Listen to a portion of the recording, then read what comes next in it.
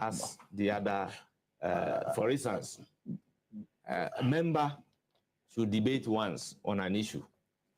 But if a member is even having 5 minutes to debate an issue on the floor of Parliament, they may end up giving the majority leader or the minority leader more than the 5 minutes that others are. But then again, does that not create a problem? But, you know, help me understand what was the reasoning behind that convention where the ranking on this committee is giving unlimited number of questions to ask, unlimited time to ask questions. What was the reasoning behind that? Well, the reasoning, I believe the rationale behind is that for a thorough vetting, as I indicated, members are entitled to only 3 questions with a follow-up. So assuming you are a member of the committee, you have a question to ask, then you can quickly pass on your question to the ranking member or the chairman of the committee, because it can happen to both sides.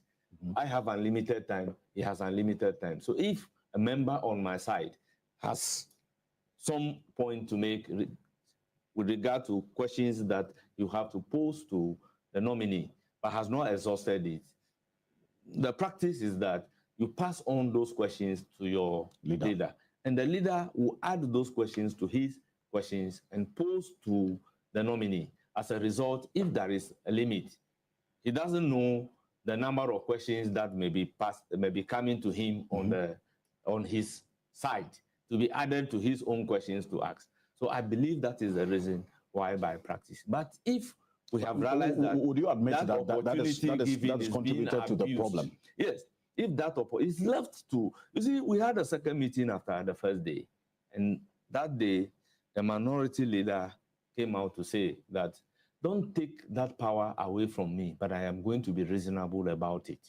That's what Ahiafor said. That is what Ahiafor said at the committee. It was going to be reasonable. Any member of the committee, he was going to be reasonable about it. And on one occasion, when he was not being reasonable, for me, I told him that, my brother, you have done this number of hours. You are left with 3 more questions to ask. At the 3rd question, I will stop you. And at the 3rd question, he said, if you are going to stop me, then I will not even ask my 3rd question. I will want to end it here. And he ended it. And yes, we saw that. Prelims and then discharged the witness. So based on that particular meeting that we had, he said he was going to be reasonable about it. If I realize as a chair that he is not being reasonable, he was excessive, he alone has asked a question for more than 2 hours, then I can say, minority leader, where we are going looks like you are not being reasonable. But even in instances where the committee, so can you ask this number of questions and end it? When you even try to get him to realize that, he challenges your authority. We see that. He will ask you, Mr. Chairman, don't come into this. Stay out of this. Well, I have the floor. Well, We've seen this. He will say, so that's what Mr. Chairman, don't come into this, particularly if he asks a question and I'm trying to object to the question and then put him on the correct tool. For instance, he was asking the question pertaining to how somebody would intersect documents. Documents. Yes. Now, I told him that, look, all these things are guided by the Whistleblowers Act. So do you expect him to mention that at TV3, Alfredo Kansi is the one giving me the documents?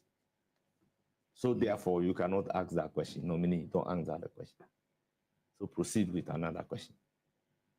Do you feel disrespected? Well, I indicated that in every society, some are morally righteous, others are contrary. By the virtue of the position that I am occupying, certain things should be welcome. But do you feel disrespected sometimes? Well, to some extent. To some extent? Yes. You feel disrespected? I feel so disrespected. Because I have adopted a tolerance approach in order to get the nominees vetted. Because where I am sitting, I have sense from my opponent that they may want to be disruptive of the vetting. It happens on one occasion when the members of the minority were all asked to put the microphone on. When all the microphone is on, your microphone will not work. The nominee's microphone will not work. That is a bit disruptive. I wouldn't want what even happened, the unfortunate incidents that happened at the vetting committee to happen. So I have this tolerance posture to be able to tolerate them and at the same time get the work done. So I've always resisted the temptation of the chairperson being called upon to go and fight in his father's farm. I am a member of the NDC. I am NDC MP. His Excellency John Dramani Mahama, who is nominating members of the NDC to various ministries, is our father. So if the nominee is before us and I'm being invited to engage in a fight, knowing very well that that particular fight would destroy my father's crop, why do I have to engage in that particular fight? I would want people to look at Bernard Ahiafor in the circumstances of that nature as a timorous person, as a weak person who is not ready to fight when they are extending a fight to him in order to save my father's crop rather than agreeing to go and fight in my father's farm in order to destroy the crop. So if you look at it in a very unprecedented manner, continuously we vetted successfully till the end of the nominees that we have. And in less than 2 weeks, we are able to vet over 40 nominees, which is a remarkable achievement. So if somebody said, Bernard Ahiafor, you are weak, and in a very unprecedented manner, less than 2 weeks, you've done over 40 nominees. At the end of the day, what am I looking for? What I'm looking for is to get the people successfully vetted and probably the report taken unanimously by the agreement of the entire committee, which so far, as I stand here, the over 30 people that we have vetted, no one was by a majority decision. It is all by a consensus, unanimity. And Parliament has also approved them by a consensus. And I think that should be my greatest achievement, irrespective of how people look at me. Well, since the results must speak for me now. Right. You accept that you are excessively tolerant to some extent. Yes. Would you say that that is a weakness or a strength because of how things are played out at the committee? Well, it is left for the general public to now judge whether it is a strength or it is a weakness. Because if I had, for me, if I had engaged in that pageant, we would not be where we are now. We can argue over one nominee for hours, and the nominee will be sitting down there. So if I have a tolerance approach that, my brother, what do you want to do? Do it. And everything will come to an end. In a record time, the nominee will get up and then we'll bring in another person. And then we'll continue the process. And I think that is what exactly happened, leading to over 40 people being vetted. So as we speak right now, we do not have any backlog. The backlog is for the 12 people to be approved because new nominees have not come yet. We didn't have any communication from His Excellency the President regarding new nominations. So whoever has been nominated have all been vetted in a record time. Would you agree with those who say that it is your level of tolerance in tolerating the disrespect, as you have admitted that sometimes you feel disrespected? It is that tolerance of the disrespect that also contributed to what happened on Thursday night. Oh, I disagree completely, because why would this generate into what happened? So if I'm tolerating you, it doesn't mean that I should be taking liberty for nonsense. Let me give an example. Alfredo Kansi. Yes. I want to slap you, and you put your hand at the back. That don't slap me.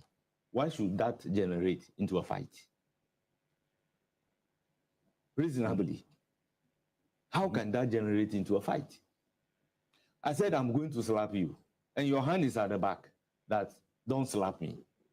How on earth could that generate into a fight?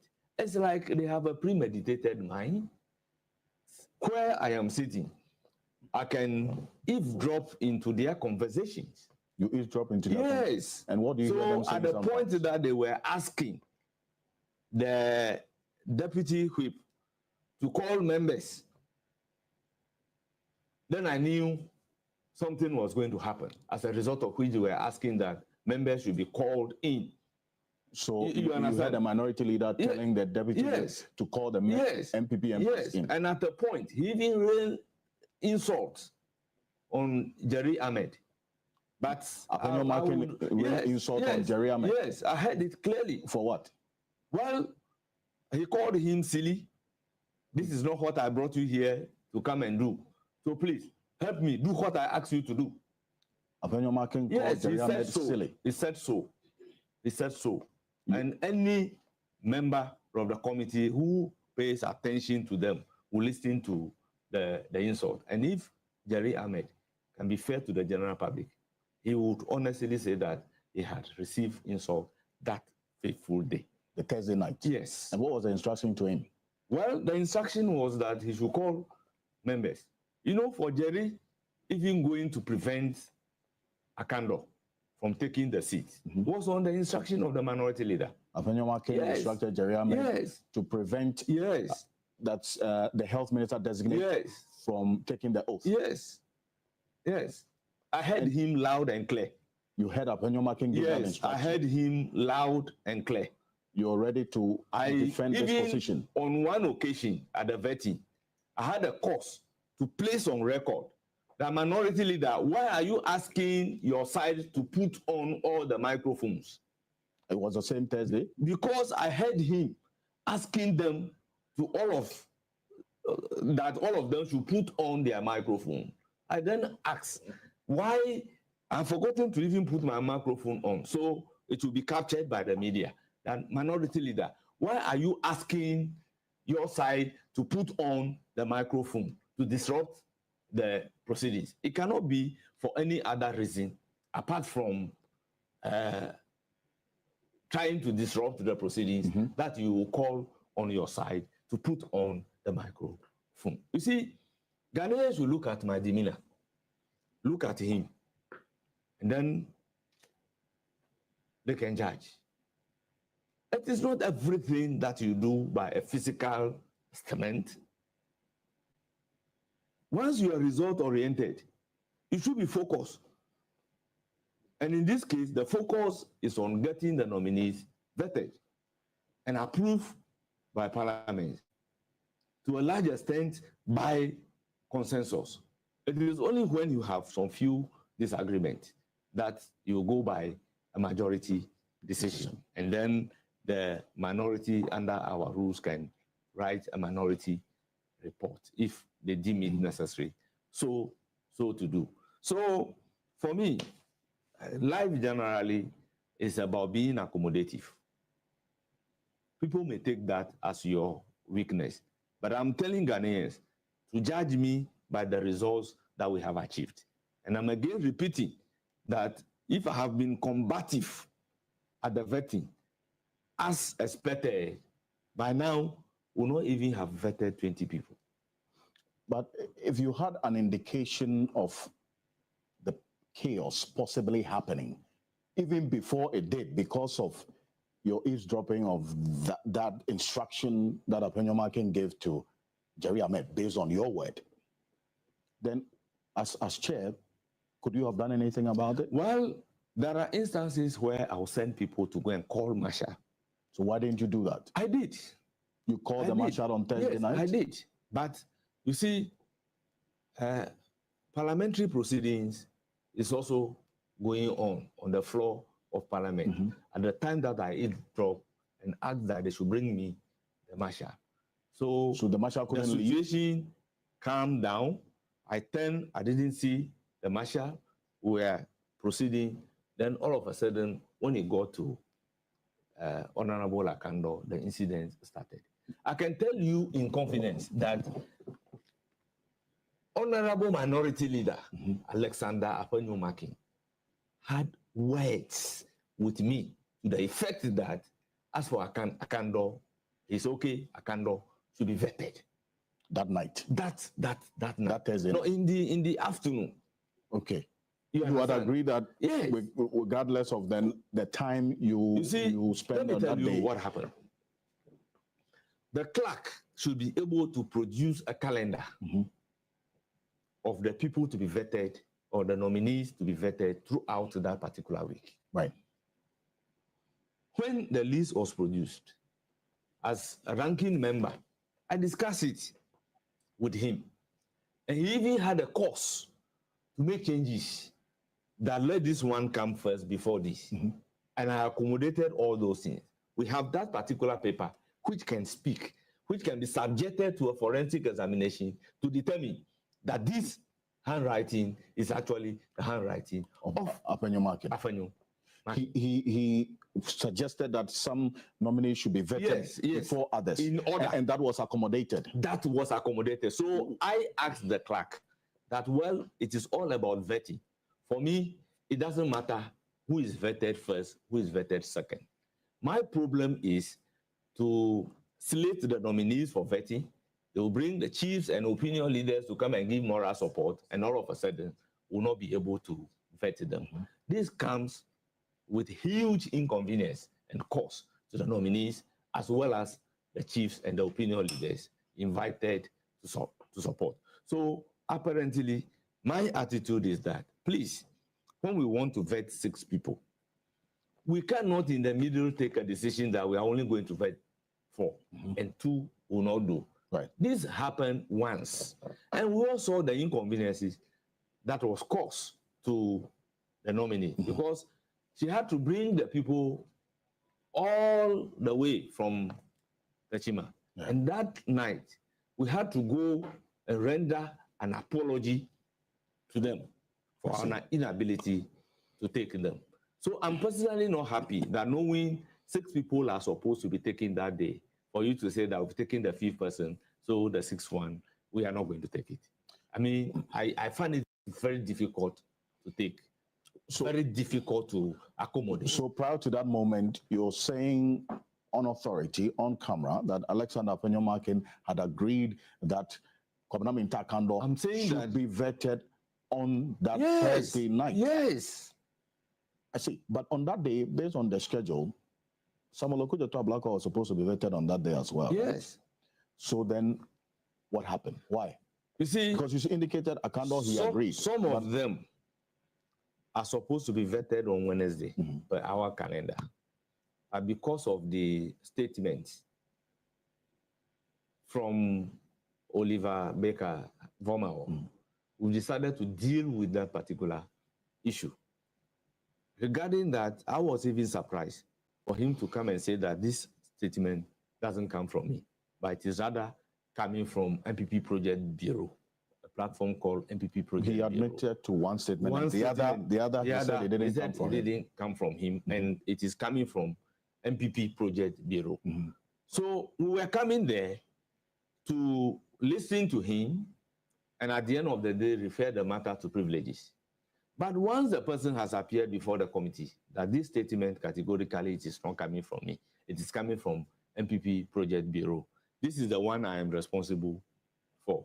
If you are not happy about this particular statement, I am prepared to render an apology. I was surprised that when I opened the floor for comment, members from the minority side, instead of comment, were rather asking questions.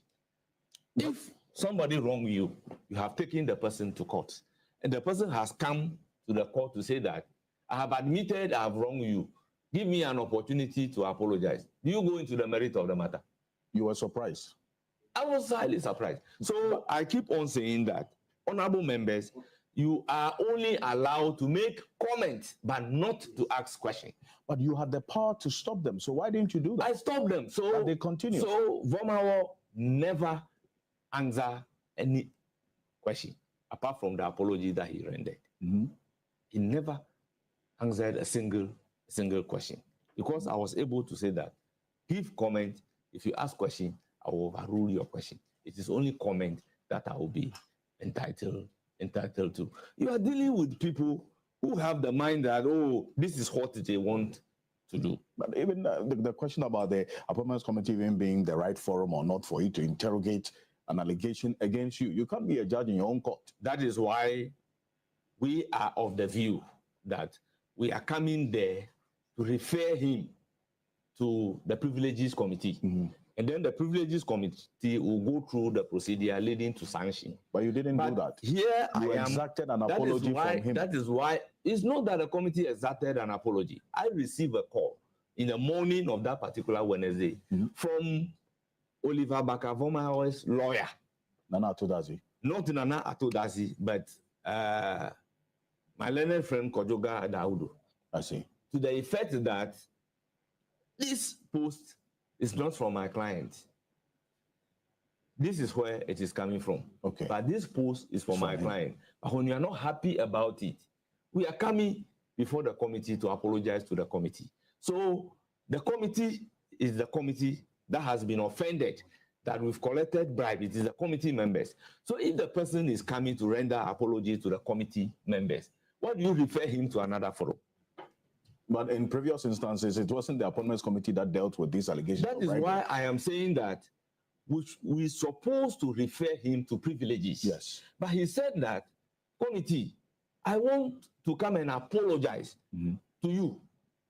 At the end of the day, if he is referred to the Privileges, and he said he wants to apologize, he will not be rendering the apology to the Privileges Committee members, but you have to render the apology to Appointment Committee members. So once a decision is taken to render apology to the affected members, well, but why would you say that don't render the apology? Prior to that, you had already invited him. You had already invited him prior to that call by Kojoga Dawodu that morning. Yes. The Wednesday before the, in fact, the Tuesday before the Wednesday, you had already issued a statement inviting him. Yes. So whether Dawodu called you or not, he was still going to appear before the committee. If you listen, it doesn't mean that the person cannot appear before the committee. Does the committee have the powers? Yes. To invite somebody to appear before it? The committee can even subpoena. Interrogate you see the person like that? People are confused. If you look at our own standing order, I think it is 284, 234, and then Article 103 of the Constitution of the Republic of Ghana. Every parliamentary committee regarding witnesses has the power of the High Court. So if we do not have the power to invite him to appear before us, then it means that the court on no occasion have the power to appear, ask anybody to appear before it. Do you understand? Right. So he is appearing before the committee as a witness to substantiate his allegation. Then depending upon what happened, a decision will be taken to refer it to Privileges. And Privileges will deal with issues relating to contempt. But fortunately and unfortunately, when he appeared, he said, this is what I am responsible to. Right. This, I am not responsible to it. But in any case, I'm prepared to render an apology. And you see, the practice is that when you go to court in circumstances of this nature, and you listen to the lawyer, you only give the floor to the person involved to render the apology from his mouth. And that suffices. And some are of the view that the note of the lawyer should be tabled. I mean, how?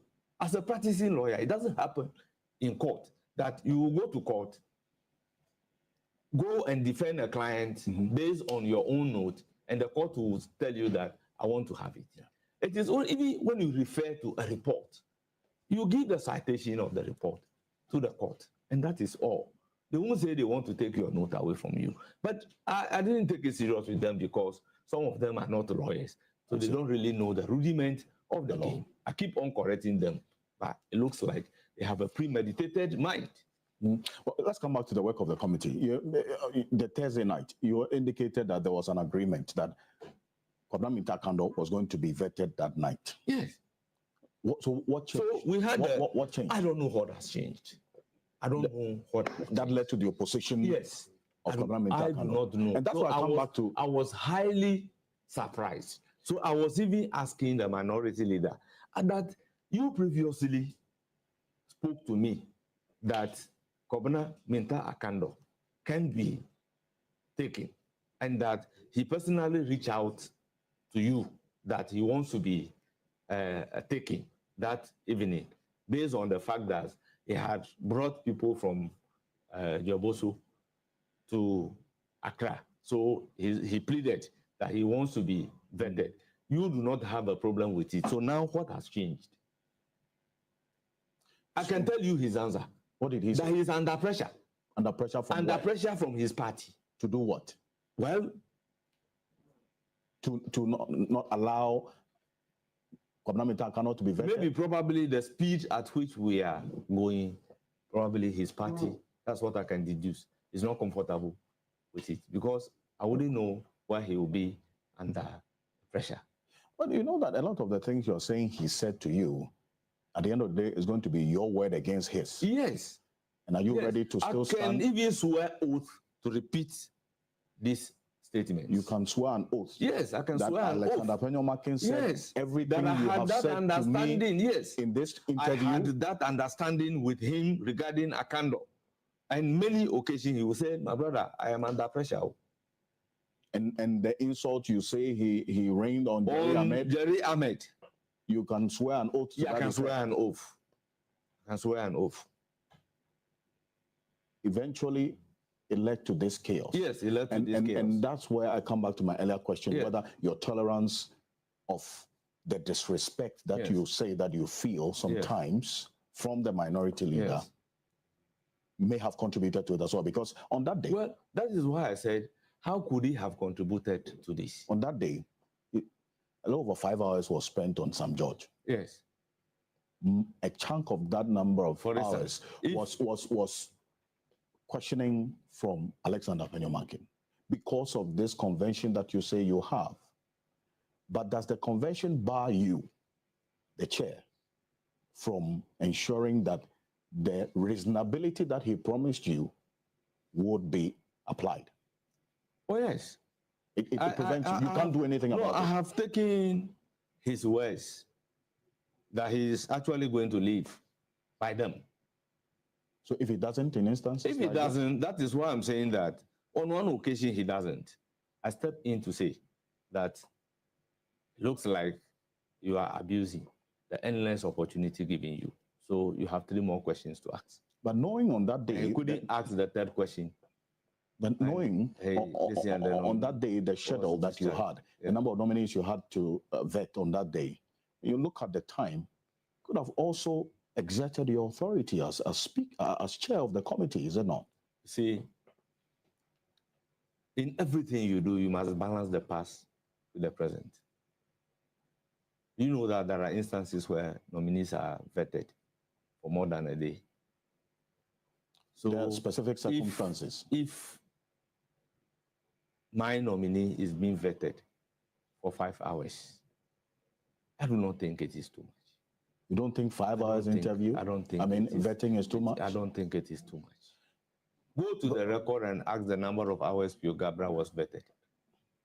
But it depends also on the kind of questions being asked, which some of which you say you were uncomfortable with the questions because you thought that they were irrelevant. For instance, where I sit, I don't see the impulse of all the questions that a minority leader was asking. You don't see... For me, if you are holding on to something and your question is going to lead to that conclusively, then I would agree with you. But you take a point and begin asking a question and the nominee will be providing answers to the extent that you will be convinced by the answers and you have to abandon your position and you go to another area. Then you will come back to, I mean, what are you doing? You don't see the import of all the questions he asked. For me, some of the questions are as if the nominee has committed a crime and you have to cross-examine to establish the crime committed by that person, which we lawyers normally do in a courtroom. But I see a difference here. You understand? Yes. I see a difference here in the sense that reading the Constitution in Article 78 and 94 carefully, the nominee before you, is he or she qualified to occupy the position? And then you test his competence on the position that he's going to occupy. Now, where you live, whether rented or purchased, how does that affect the competence of the nominee who is a member of parliament from working in a designated ministry as a minister? Are you only asking about the competence of the nominee, or other related matters as well that the nominee should be answering? The other related matters should go a long way to make the nominee unfit for the position that he is supposed to occupy. And you think that that question... The fact that Alfred Okansi has 2 wives and I have 1 means that you cannot be a journalist. And I can only be a journalist because I have 1 wife. So I try to understand the impulse of the question. What is it leading to? It is leading nowhere. It's leading nowhere. The questions of the minority leader was leading nowhere? It was leading nowhere. But he had the destination in mind. But has it reached that destination? Maybe you are the jury. You should be judging whether in any case he has reached that particular destination regarding the nominees that we have vetted so far. If you read the destination tomorrow, that is a different thing. But where I stand, he's not been able to reach any destination. Is he with Okujeto Ablakwa, or Sam George, or Amabua, or the regional ministers that we have vetted? Is it Honorable Ato Fosun, or Kwame Agboja, or Ahmed Ibrahim? He has not landed on anything concrete as a result of the questions that he was asking. That will go a long way to pin the persons down. The question that you should be asking yourself is, the person appearing before you, is he eligible? The eligibility criteria, is he competent to hold that particular position? If it is not competent to hold the position, why do I say so? Oh, because of A, B, C, D. It's like vetting is being used by the honorable minority leader to settle political scores. That is how I can say it. Why was a decision taken not to approve Honorable Emmanuel Ama Kofi-Boa by consensus?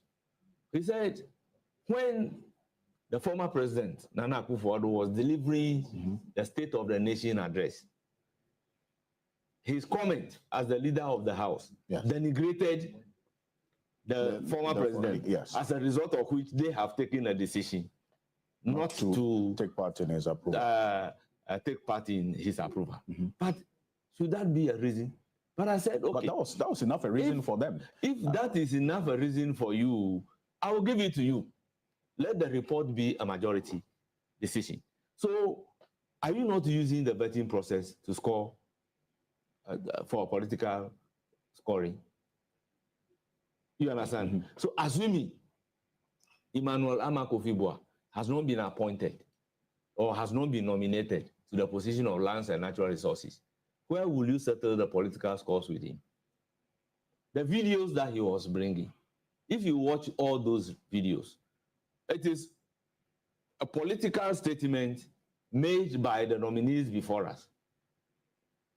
So you are using the appointment committee to address those issues.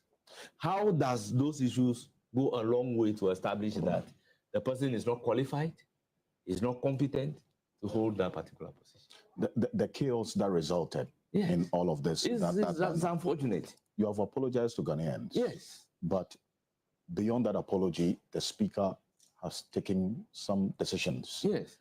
Including the suspension of some 4 members of the committee. Yes. Is it one that you agree with? Perfectly. Because what we need to understand is that A committee chair is more or less like a speaker. And there is nothing that the committee chair can do, or the powers of the committee chair, that the Speaker of Parliament doesn't have. Now, if you listen to Speaker's statement very carefully, his decision was informed by the fact that the issue happened in Parliament. Because the committee sitting is a parliamentary sitting. So it's as if the incidents happen on the floor of Parliament. So as a Speaker of Parliament, he has taken a decision that those members should be suspended. And people say that the suspension should be 8 days instead of 2 weeks. I listened to that in the media. Yes. But I said, why? By our rules, Parliament doesn't normally sit on Mondays. So the sitting is Tuesday, Wednesday, Thursday, Friday. So we have 4 days sitting in a week. So the 2 weeks would have come to 8 days. So why the hula baloo? We don't sit during Saturday, we don't sit on Saturdays, and we don't sit on Mondays, unless a waiver is given for us to sit on Saturday, Sunday, or Monday. But that is not the case that we have at hand. And people say the suspension should be up to 8 days. But 2 weeks, if you calculate it by the parliamentary calendar, how many days is it? It's exactly 8 days. So I don't know why people should say that it should not be 2 weeks, but it should rather be 8 days. I don't know how they are calculating the 2 weeks. I see, but which law really? Which law gives the Speaker the powers to suspend these 4 members of Parliament for this number of days? Which specific provision? Well, I think we have to look at the combined effect of Standing Order 5, 129, 130, there about the combined effect. We give the authority to the Speaker so to do. To suspend members of Parliament? Yes. From attending to the business of the House? Yes. Depriving their constituents of representation? He has that particular power. He has the power. Even every member of Parliament can suffer a suspension. Even before they are head? If a member of Parliament cannot suffer. You see, the difference is that if the incidents had happened outside Parliament and a report is made to Parliament, the approach would have been different. You go to court and commit contempt before the court and see whether the court will give you a hearing before making pronouncement on you. That is contempt in facie query. What's the meaning of that? Contempt, that is contempt in the presence of the court. You understand? Yes. The judge has the authority to go ahead and make pronouncement on you because the incidents happen before the court. So once the incident, that is why if you listen to the recording, he said contempt in facie parliamentary. That is what it means. That is what it means. But people are losing sight over that particular word used by the Speaker of Parliament. And they want to treat it as if somebody has lodged a report where you have to follow the procedure. You refer the matter to Privileges Committee. Privileges Committee will conduct a hearing, bring a report to the House, and a decision will be taken. No. These are two different approaches. You were ex facie parliamentary will be outside Parliament, but in facie will be inside Parliament, and the law allows him to take that decision on the matter. In fact, that's a point of debate, yes, which really we can have. I've listened to the debate going forward. I've listened to the debate. But you were seated at the appointments committee sitting the next day. That was a Friday. Yes. when the minority leader, together with the members of the minority on the appointments committee, rained some unprintable words on the clerk to the committee, calling her partisan, shame on her, they don't need her, and all the other words that they use. You were seated there, but you didn't do anything about that. Well, why? Thank you very much. It was not only Friday. I think Thursday, the same thing happened. And after the incidents, I had a word with minority leader. A minority leader, I feel you are too harsh on the clerk. She doesn't deserve that. There is nothing that the clerk has done that was not authorized. Your allegation that you are not seeing the draft report is unfounded. Because you and I will be sitting down there, the draft report will be given to us. Then I will hand over your copy to you personally, or the clerk will place it before you. Mm-hmm. And because I have a copy, I normally engage Mahama Shaibu to go through the report. He's also a member of the committee. Right. Before I would even go through it. And it is expected that after going through it, if you have reservation about some aspect of the report, you raise it with me. Then I take it up with the clerk. Right. But when you don't have any reservation about the report, the clerk, after some time, will go ahead and print the report for me to sign, and copies will be made by members. That is the practice that I know. For instance, when one report was ready, and he came to say that they want to do it by majority, mm-hmm. though the draft report that came stated consensus, because at the time, stated consensus, at the time, because at the time that we vetted the nominee, the decision, the atmosphere was by consensus. But when he came to say he wants that particular report to be a majority report, after reading through the report, I reverted to the clerk that the position has changed. It's rather going to be a majority report instead of consensus, instead of unanimity. Right. So the clerk has done exactly the same. Mm-hmm. And you know, Parliament is a place that allows dialogue. We reach out to each other all the time. So after reaching out, we've now agreed to then take the report by consensus. Right. Subject to a text which he, minority leader, sent to me, and I still have it on my phone, to be included in the report. He sent you a text message? Yes, a text message indicating that they had agreed that if the nominee can accept to go by these words in form of showing remorse, then... Which nominee exactly? The nominee in question is Honorable Emmanuel Amakofibua. Then the majority report will change to be a consensus report. So you realize that when I was even taking that particular report, I need to announce that the earlier report given was a majority decision, but after Jojo, it's been a consensus report. Yeah. So the text that he had given me, I consulted the nominee, and the nominee is agreeable to it. I consulted the leader of the House, majority leader, and majority leader said that he was aware about the text, and that text, actually, he has read through it, so it is okay. Then we integrated that particular text into the report, his own words, without any change.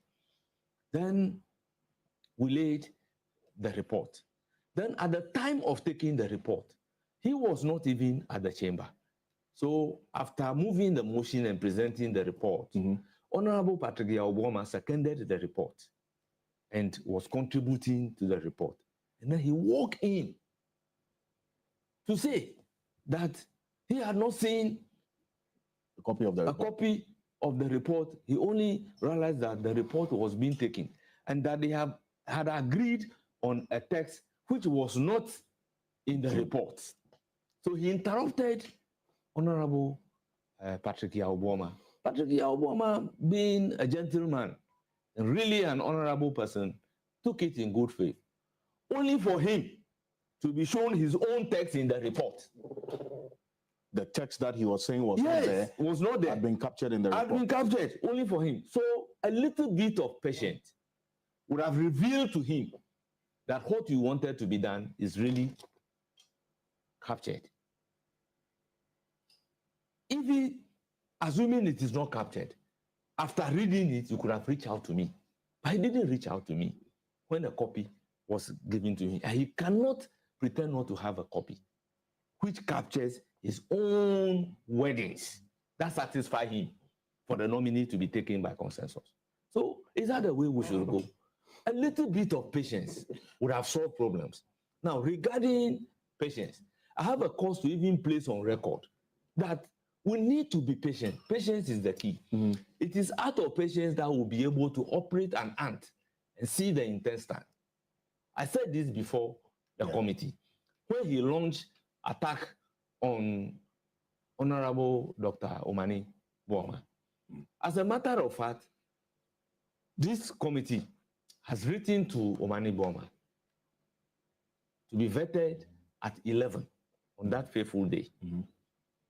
What happened was that, owing to the changes that he personally made, Omani Boamah was going to be vetted at 9 o'clock. So we tasked the clerk to communicate that to Omani Boamah before the following day. And according to the clerk, they called him throughout. They were not able to reach out to him. So at a pre-sitting, we said, if such being the case, then let's take another person. I think that was, who was that to be taken?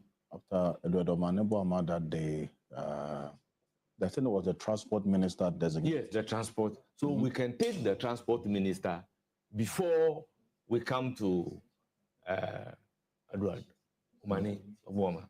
I think this is the special initiative minister designate. That is Ajekum, Honorable Ajekum. Okay, Honorable Ajekum. Yes. So we can take the Honorable Ajekum before taking this. Little did I know that he will come and be reprimanding the clerk, the Omani Boamah. And then when he did that, Honorable Joyce Bawa Muntari walked over that by the letter that was written, it is 11 o'clock. So what you did was uncalled for. Then I apologized and said that it's just a matter of being patient. This was the issue. So if you had been patient to know why such a thing happened, you won't jump into a hasty conclusion and be blaming the person, only for you to be apologizing. So what he sought to do was to shift the blame onto the clerk. So you disagree that that the clerk is partisan? No, the clerk is never partisan. Partisan in what manner? So what he did to the clerk is rather unfortunate. It is uncalled for. I mean, it is unbecoming of a member of parliament. In parliament, we have hierarchy. If a clerk of a committee is putting up a particular conduct that you are dissatisfied with, the channels are there for you to follow, but not to behave in the full glare of the camera like what he did. It's rather unfortunate. Parliament has a clerk of parliament, and committees has a clerk. Yes. The committee's clerk work under the main clerk of parliament. So if there is something that you are dissatisfied with the performance of a clerk, or you conceived an idea, perceived a clerk to be partisan, or clerk of committee to be partisan, it accords with common sense and reason that you pick it up with the main clerk of the committee. but not to stand in front of cameras and use those words against her. She is a mother, and she has been in this house for 19 good years. She doesn't deserve that. It is uncalled for. So I expect my learned friend, the minority leader, to be apologizing to this particular You want Afenyo Martin to apologize to the rather than going around to defend this unfortunate incident. He says in some instances you have even been a bit uncomfortable with the work of the club. If I am a bit uncomfortable, why is my character and tenacity didn't lead me into pronouncing on my anger by using those provocative words? Am I also not a human being? I know that when the clerk has done something that I am not happy about, there is a channel that I should take it to. That is, take it up with the clerk of parliament, but not to stand before the cameras and behave like the way he did. It's uncalled for. You want him to apologize? He must render an apology to the clerk of the committee. The clerk of the committee deserves an apology because he doesn't deserve those words to be used. We instruct, if the clerk of the committee has given you a notice of a pre-sitting, which we do in the mornings before we start sitting, why will you be angry that the notice came too late? Sometimes look at the time that we will close and then we take a decision that this is what we will do the following day. So I want the public to bear with the clerk that sometimes she must, if you don't close vetting, she will also don't close. If you close at 11, she will be closing at 11. Whilst other clerks have gone home, but she will be there. So she is really sacrificing for the appointment committee. So instead of applauding her, we should not denigrate her before the cameras. No. You can invite the clerk to your office and tell the clerk that you have done ABCD. I'm not happy about this. Next time, that is not the way you should do it. But without even telling him that, her that, then you just stand before the cameras and then be using those words. You are partisan. I will deal with you. I mean, how? Should those things come from a member of parliament? Deal with her how? How are you going to deal with her? Well, they say they don't want her as a clerk to the appointments committee again. Today they addressed the press. Yes. They want her changed as a clerk to the appointments committee. But my question, therefore, is that does the minority leader and then the entire minority determine who should be a clerk of the committee? If they don't want to work with the clerk, Gifty Jage Goba, then in effect, they don't want to work at the appointment committee because I, as the chairman of the committee, I can on no occasion recommend the remover. You can't recommend her remover. Of the committee, Gifty Jage Goba. No, I won't do that today, and I will not do that tomorrow.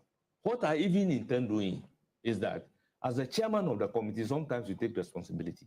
So if she is listening to me, she should accept my sincerest apology. You're apologizing on behalf of Afenyo Martin? Yes. That is the hallmark of a leader. But he doesn't see anything wrong. I'm not the cause. With what I'm not the cause of it. He's justified in realized that as a father, as a chairman of the appointment committee, if a member of appointment committee has done something, and in my opinion, such a thing shouldn't have happened, I would apologize. Why did I apologize to Omani Bona when I wasn't the one who behaved towards him in a particular manner? Because I am the chairman of the committee. Why did I apologize to Honorable Okujeto Ablakwa for the post that he smuggled himself to be vetted on Thursday, when the letter that I have perused with my eye, he is supposed to be vetted on Thursday? Why did I render the apology? I am not the cause of that particular post, and the post was definitely coming from the minority side. But based on my upbringing, I did not argue the thing further, but to render apology. So you will see me on many occasions rendering apology for things that I am not the cause.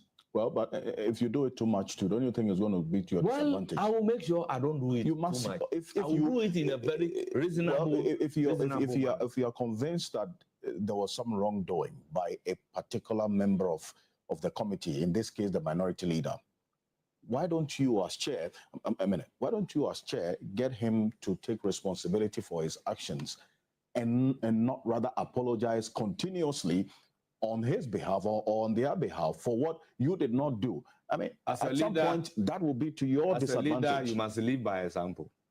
There were a few occasions that after rendering the apology to the affected nominee, he also followed up with an apology. Probably, if I had not taken the lead to render an apology, he wouldn't have followed up. You see, in my culture, if I'm sitting with you and you have done something wrong in public, if I want to engage in reprimanding you in public, we may engage in probably a fight. So my habit is that after the whole show, I will call you and tell you that you've gone this way. I think that is not in the right direction. Next time, don't go that way. You've gone the wrong directions. Probably doing that to you in public, which people would have been expecting from me, for me, is not the best way of solving the problem. What's the best way you think the appointments committee can recover and redeem its destroyed image in the eyes of the public as a result of what happened on Thursday night? Well, what happened on Thursday night does not only affect the integrity of the appointment committee, but the integrity of Parliament as a whole. Because Ghana is noted as a beacon of peace in the whole of Africa. We have conducted several peaceful elections. It's rather unfortunate that the minority side are still bleeding from the election wounds. They are bleeding? Yes, they are bleeding. They are bleeding from the election wounds because their number was not expected by them. You think all of this is about the defeat in the 2024 election? Yes, I will attribute it to the defeat. But why would they be? Look, the first day I took the seat, when the statement was being delivered by the then majority leader, business statement was being delivered by the then majority leader, I could see that at a point, the minority leader will ask the revered former ministers of the House to stand up. Then they will also have to stand up. And then at a point, he will ask them to sit down. And then they will sit down. For me, he's acting out of frustration. Akpenyumakin is frustrated? Yes, he's acting out of frustration as a result of the election defeat. You said they are bleeding? Yes. They are bleeding from the defeat. But it says they are a minority that is a mighty few. They can give any name. And a happy few. They can give any name. But in reality, they are still bleeding from the election defeat. They are happy? They are not happy. They are bleeding from the election defeat.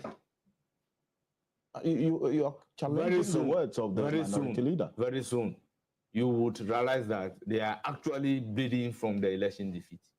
It's a result that they were not expecting. So what we are saying... Mighty minority in which sense?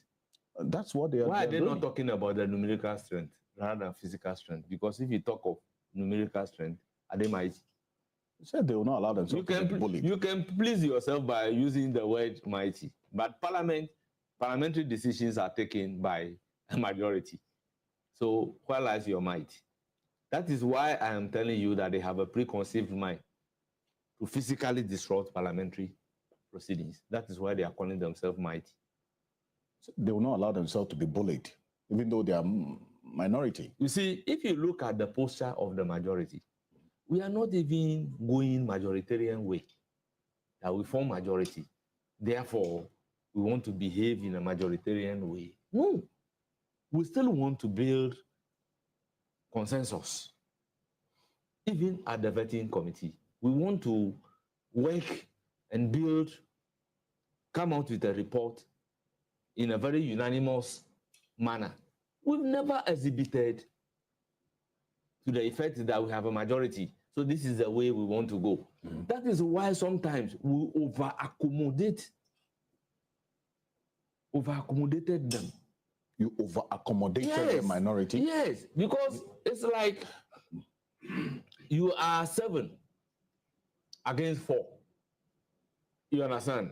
With the numerical strength, you are there. So, but you don't want to bully them by way of using your numerical strength. So you want to carry them along. Whatever decision that will be taken, let us all come together and take the decision by consensus.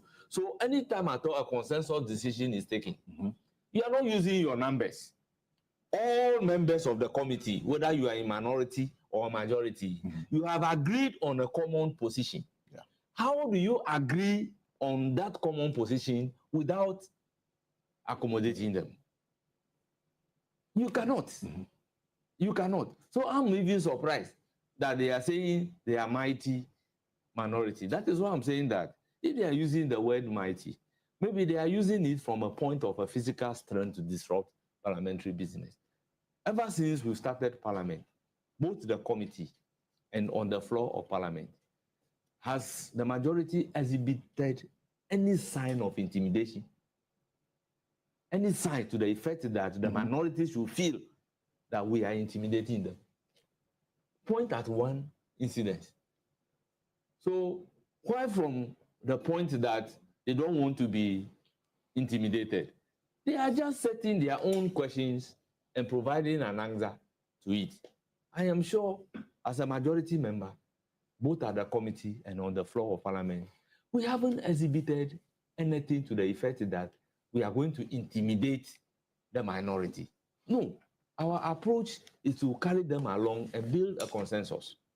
Well, certainly it would be out of place to think that every nominee would have a specific number of hours spent. So by discretion, you decide the number of hours to question a particular nominee. Yes.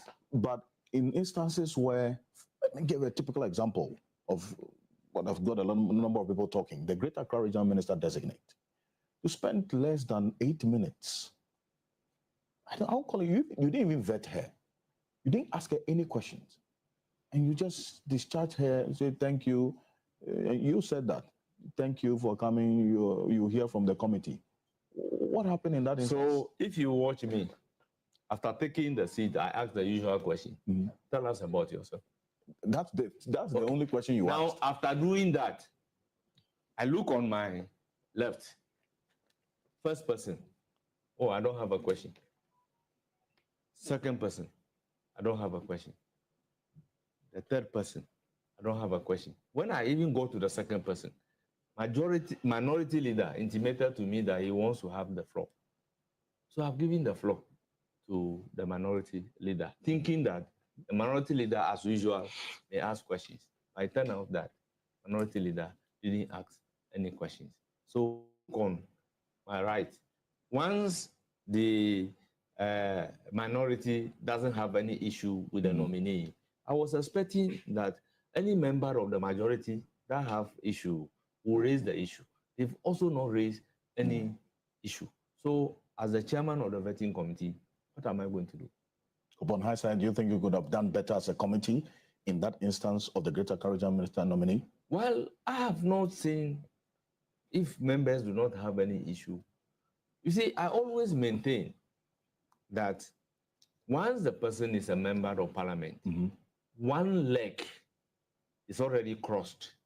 One leg is crossed in the sense that the Constitution says for you to qualify to be a minister, you must otherwise qualify to be a member of parliament. And the person sitting before you as a member of parliament has crossed one leg. The rest is her competency. I see. But Alexander Penyoma says that they were approached by the majority that this nominee, the Greater Accra Regional Minister nominee, cannot stand scrutiny.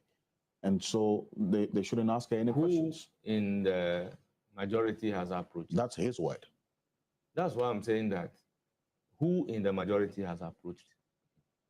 That's what he says, that there was that kind of consensus that, because she can't stand scrutiny, you weren't aware of this? What I can say influence was maybe the presence of Honorable Henry Kote, being a member of the minority, and then Titus Glover as well for Greater Accra. Then Titus Glover, former deputy minister. In fact, he became a regional minister before. Okay.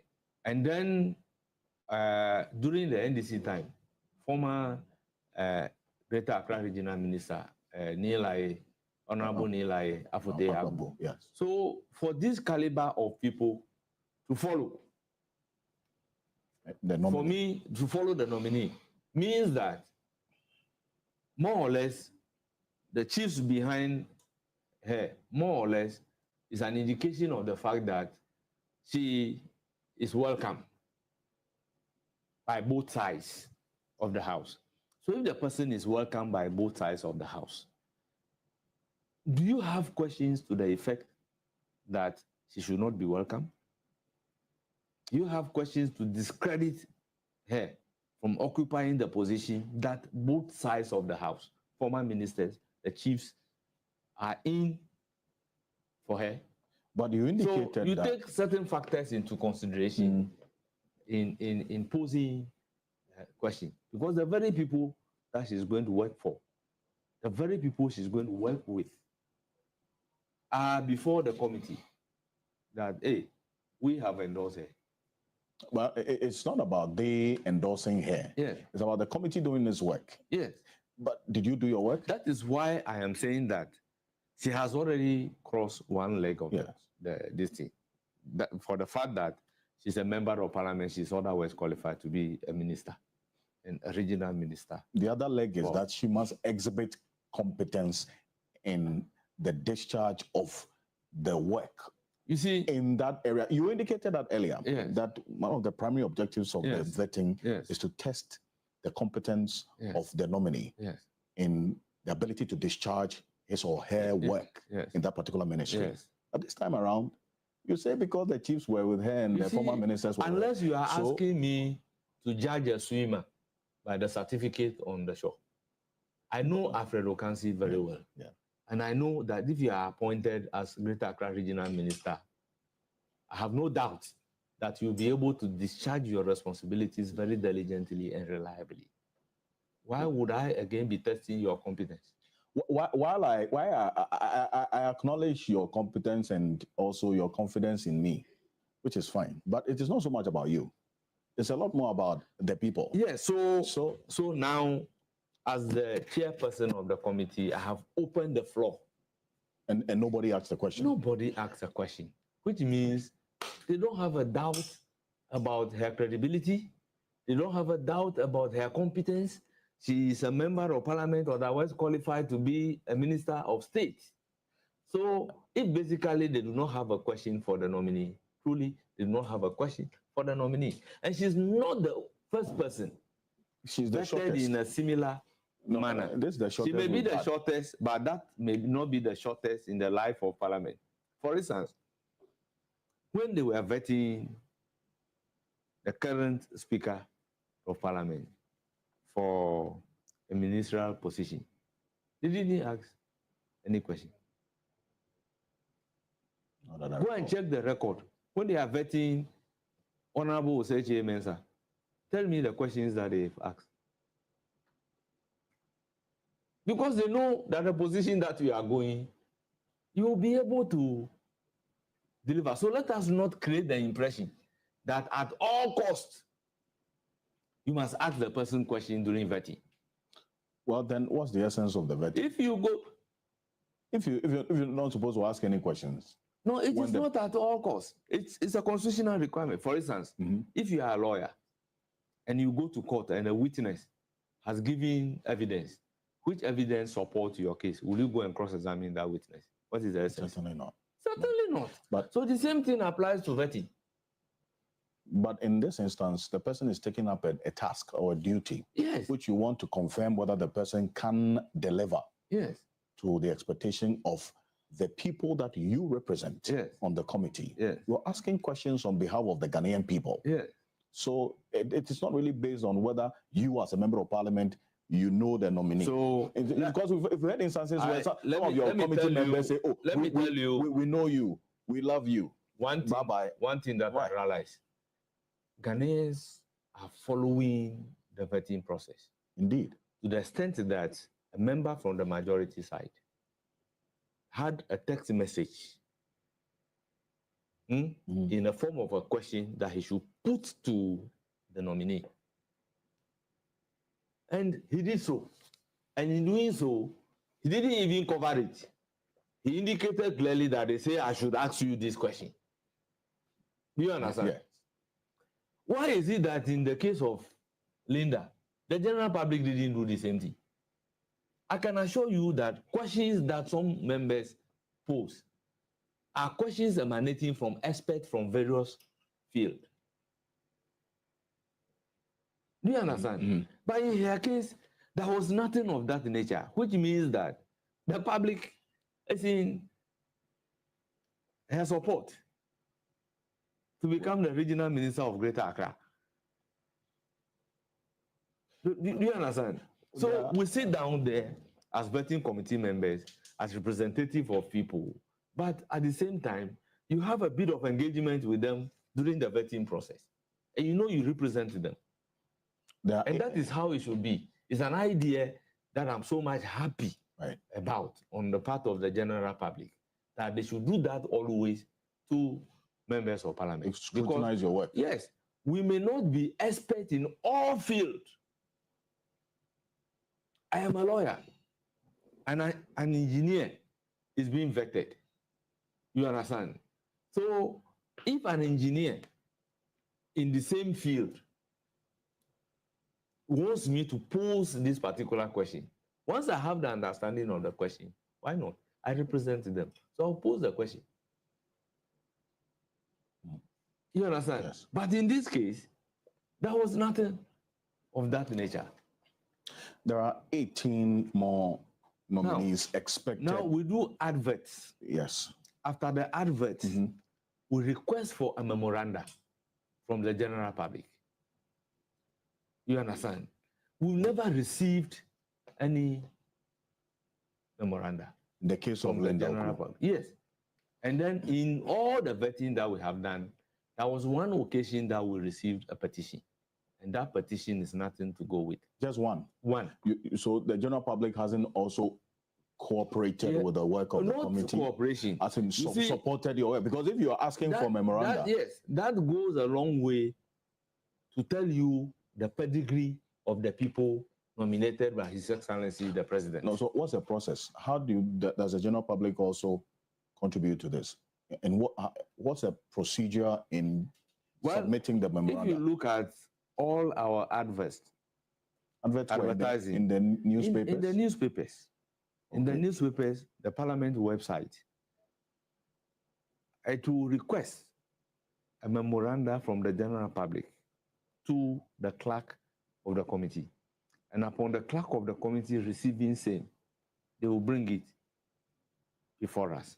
Right. But the memo that we have received on one of the nominees properly should not be directed at the appointment committee, because appointment committee is not the nominating authority. It is the president that nominates. Right. So if you are writing against the nomination of the person, until and unless the person is nominated by the appropriate authority, the person doesn't appear before us for vetting. Right. You understand? So both sides of the House treated that particular memo the way it deserves to be treated. I see. You understand? So the whole process is open to the general public. So the president will or is expected to nominate some 18 other persons in the coming days. to make up the 60 that he promised. They would appear before the committee. Yeah. Do you expect the minority to come back and participate in the process? Why won't they come back? Because you can stage a walk today based on a stated reason. Tomorrow, the reason is not there, so you come back to Parliament. I've also been in minority before. There are instances that we walk out of Parliament because we are not in agreement with a particular thing. But once that thing is over, we come back because we don't want to be part of that decision making. So we allow them to take their decision, and then we state our displeasure in a very honorable manner without destroying any parliamentary property, without causing any mayhem. You stage a walkout. You support the call that the MPs whose actions led to the destruction of the microphones and the table should be made to pay for it? Well, the law will have to take its own course. And once a committee is formed, I will leave that decision for the committee to take.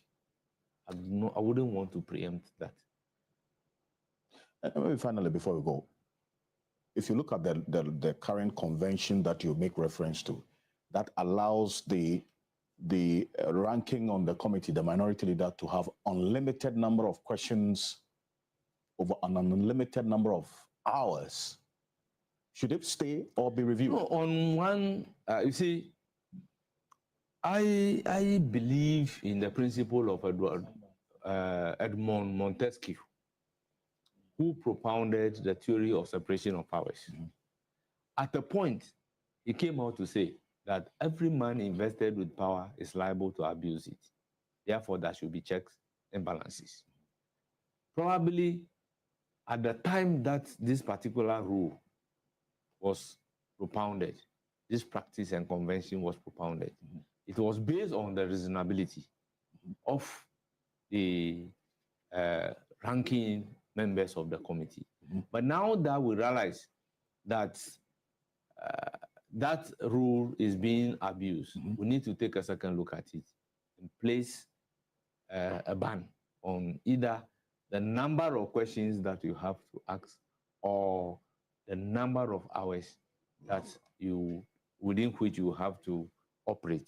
I believe when we do it that way, some frivolous questions wouldn't have been asked. You go straight to the policy issues to test the knowledge of the nominee on the policies relating to the designated ministry. You will not spend so much time on the CV of the nominee. You won't spend so much time on a task clearance of the nominee when you have a task clearance certificate before you. You won't spend so much time in knowing where the nominee lives and whether it is a rented premises or it is his own house. So I believe that when an upper ceiling is set in terms of hours or a number of questions, it will go a long way to promote the smooth vetting of the appointment committee. Because I'm of the view that there should be a ceiling on me as the chairman and then a ceiling on the ranking member. As a minority leader. Yeah, minority leader. Because that's one of the objectives that the speaker has outlined for this committee's work, to recommend a review of the rules. And this is one that you want to that review. Goes a long way to support the fact that it is an existing practice that I have come to meet. So it's not your fault? Why would it be my fault if that is the existing practice that I have come to meet? Unless it is reviewed, it becomes the practice, and the practice must continue. With some reasonability? Yes, with some reasonability. Because in everything you do, you need to be reasonable. So now that we have seen how that particular practice and convention can be abused in order to forestall any future abuse of unlimited questions being asked by the minority leader, there should be some limitation placed on it, reasonable limitation placed on it.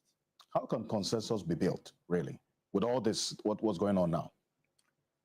Well, once a nominee has appeared before us and you are given an opportunity to do whatever you are supposed to do, at the end of the day, if you have not established anything against the nominee, for which reason the nominee should not occupy the position that he or she has been designated to occupy, then by consensus, you recommend the approval. It is only when you have something serious based on which you don't want the nominee to occupy that particular position that there will be element of disagreement. Apart from that, it should be by a consensus. On Thursday night, there was something that you put on your Facebook page. Yes. You posted that? Yes. In life, I believe in giving a long rope for you to hang yourself. So who hanged himself? Well, it is for the jury to decide whoever has hanged himself at the end of the day. Ahiafor, thank you.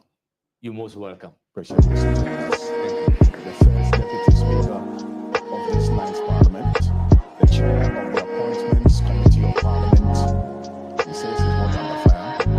The Member of Parliament for the Akachi South constituency.